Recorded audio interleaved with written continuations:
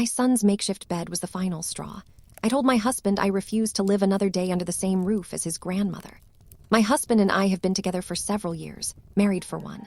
When I first moved in, I joined his long-standing family living arrangement. He's lived on this property for 13 years. His grandmother occupies the larger, lower-level unit, while we reside in the smaller upper unit. Although it functions like a split-level duplex, my husband consistently refers to it as one house, despite them being two distinct, connected living spaces.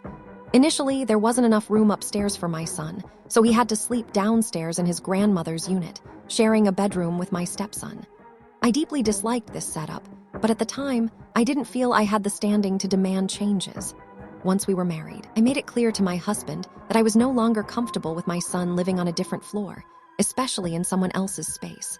I worried he might feel I was prioritizing my stepdaughter over him, or that grandma's house was his real home instead of being with me. Adding to these concerns, his grandmother consistently disregards my rules and boundaries as a parent. She spoils the children, constantly overrides my decisions, and treats them as if they were her own.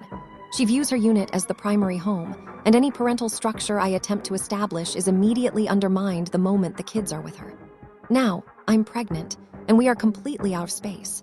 We desperately need an actual family home that offers privacy, consistency, and clear boundaries. I've suggested 2 potential solutions.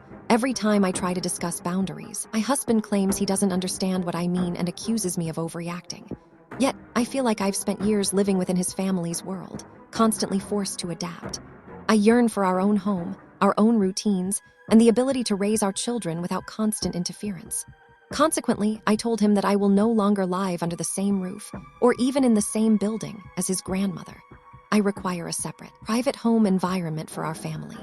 He, however, acts as though I am being entirely unreasonable for wanting to move or change our living situation.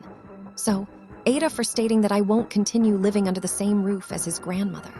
Navigating a partner's deeply rooted family setup is tough, but when does their house, their rules cross the line into an unfair burden on your marriage?